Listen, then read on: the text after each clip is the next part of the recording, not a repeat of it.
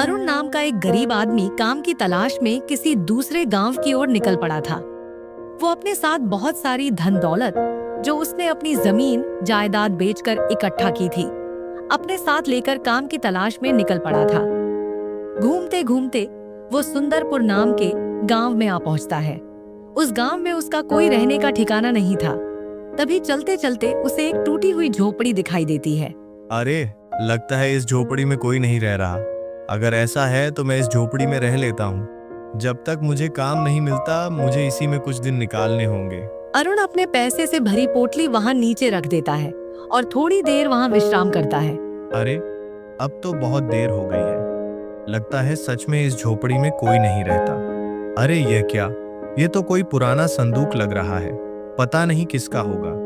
अगर कोई नहीं आया तो इसे बाद में खोल के देख लूंगा। तब से अरुण उस झोपड़ी में ही रहने लगता है। अगले दिन अरुण उस झोपड़ी में सामान रखकर गांव की ओर निकल पड़ता है और ढूंढते ढूंढते साहूकार भानु प्रताप के घर आ पहुंचता है। नमस्ते साहूकार जी, मेरा नाम अरुण है और मैं इस गांव में काम की तलाश में दूसरे गांव से आया हूं। मैंने सुना है कि आप इस गांव के सबसे बड़े साहूकार हैं और आपके यहाँ मुझे काम मिल सकता है। अच्छा, तो तुम दूसरे गांव से आए हो, पर तुम्हारा यहाँ रहने का बंदोबस्त कैसे हो पाएगा?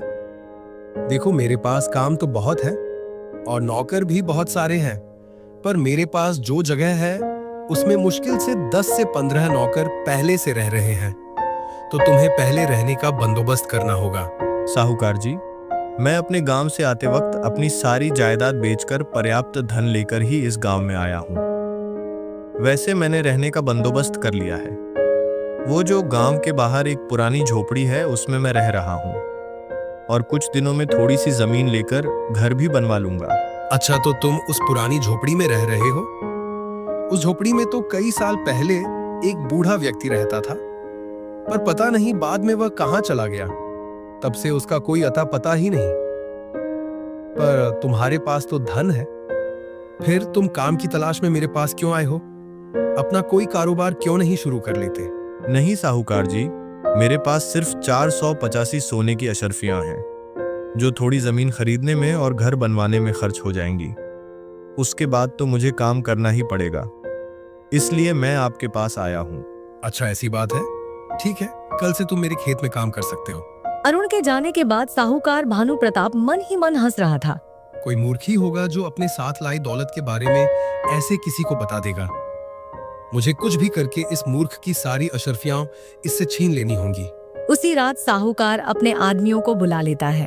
देखो जग्गा और शेरा, गांव में अरुण नाम का एक बकरा आया है, जो दूसरे गांव से कुछ दिन पहले हमारे गांव आया है। पर आते वक्त वो अपने साथ बहुत सारी अशर्फियां लाया है। हम उस अरुण पर मेरे घर से पैसे चुराने का झूठा आरोप लगा देंगे और गांव के मुखिया से उसके घर की तलाशी लेने को कहेंगे। और मुझे यह भी पता है कि उसके पास कितनी अशर्फियां हैं। हम कल गांव में अफवाह फैला देंगे कि अरुण एक चोर है और उसका सारा धन छीन लेंगे। वाह सरकार, क्या दिमाग पाया है। सच में आपके बुद्धि का तो कोई जवाब ही नहीं। अगले दिन गांव के चौराहे पर साहूकार, मुखिया और अन्य गांव वालों को बुलाता है। सुनो सुनो गांव वालों और मुखिया जी, कल रात मेरे घर में अरुण नाम के एक व्यक्ति ने डाका डाला है, जो इस गांव का बिल्कुल नहीं है। मैंने उसे अपने घर की सारी जानकारी दी और अपने पास काम भी दिया, और उसी रात मेरे घर में घुसकर उसने चोरी की है। पर साहूकार जी, भला दूसरे गांव के व्यक्ति को तुम्हारे तिजोरी में रखी अशर्फियों का पता कैसे चल गया? मुखिया जी, मेरा भोलापन मार खा गया। कल रात वो अरुण मेरे घर पर काम ढूंढने के बहाने आया था। बेचारा अपनी गरीबी की कहानी सुना रहा था और तभी मुझे उस पर दया आई और मैंने अपनी सारी जानकारी दी और उसे अपने पास काम भी दिया, और उसी रात उसने चोरी की है। मैं दावे के साथ कह सकता हूं कि उसने मेरे घर में घुस के 485 सोने की अशर्फियां चुराई हैं। अगर हम जल्द से जल्द उसके घर जाकर उसकी जांच नहीं करेंगे तो शायद वह सारा धन कहीं और छुपा देगा। अच्छा, तो ये बात है। चलो जल्दी जाते हैं, अभी उसे जाके अच्छा सबक सिखाते हैं। तभी सभी गांव वाले और मुखिया जी उस साहूकार के साथ अरुण के झोपड़ी के बाहर आ जाते हैं। चोर के बच्चे, बाहर आ तू। अरुण घर के बाहर आता है। अरे रुकिए रुकिए, आप लोग इतना चिल्ला क्यों रहे हो? या हम सब तुझे मूर्ख लग रहे हैं? तूने साहूकार के घर चोरी की है। क्या चोरी? और मैंने? नहीं सरकार, मैंने कोई चोरी नहीं की है। अब इतना नाटक मत कर। मुझे पता है मेरे घर से चोरी तुमने ही की है। मैं दावे के साथ बता सकता हूँ कि तुम्हारे पास 485 सोने की अशर्फियां हैं जो मेरी हैं। क्या साहूकार जी, आपको तो यह बात मैंने ही कल बताई थी कि मेरे पास 485 सोने की अशर्फियां हैं। देखो मुखिया जी, चोरी तो चोरी, ऊपर से सीना चोरी। जल्दी से इसके घर की तलाशी लीजिए। गांव वाले अरुण के घर में छानबीन करते हैं तो उन्हें सोने की अशर्फियां एक झोली में रखी मिल जाती है। गांव वाले सारी अशर्फियां गिनने लगते हैं। साहूकार जी, इसमें तो 450 अशर्फियां हैं। देखा ना, चोर पकड़ा गया। मतलब ये सारा धन साहूकार जी का है। अब बहुत हुआ युवक, तुम्हारी चोरी साबित हो गई है। आज रात तक इस गांव से दूर निकल जाओ। ऐसा बोलकर सभी लोग वहां से चले जाते हैं। अरुण बहुत रोने लगता है। रोते रोते उसकी नजर संदूक के ऊपर जाती है। अरे, मैं तो इस संदूक को खोलना भूल ही गया। जैसे ही अरुण उस संदूक को खोलता है, उससे एक रोशनी बाहर आती है और संदूक से गहरी आवाज आने लगती है। मैं इस गांव का पुराना मुखिया धर्मपाल हूँ।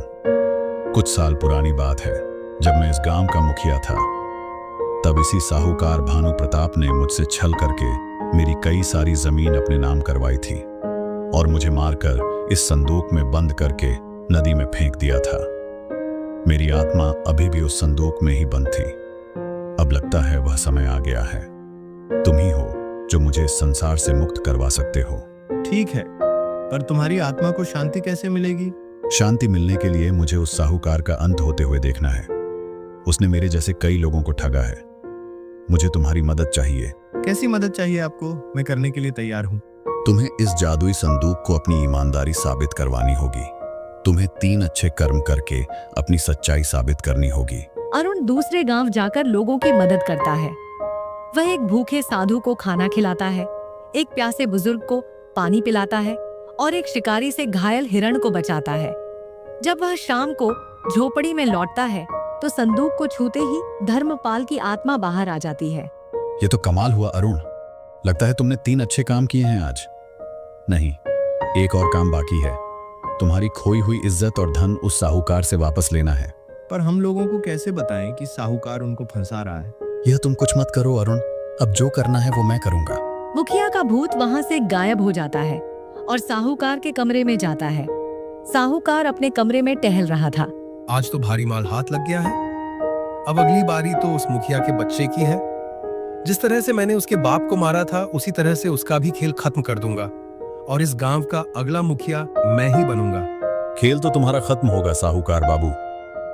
कौन है तू? पहचाना नहीं इस धर्मपाल को? तुझे तो मैंने मार दिया था।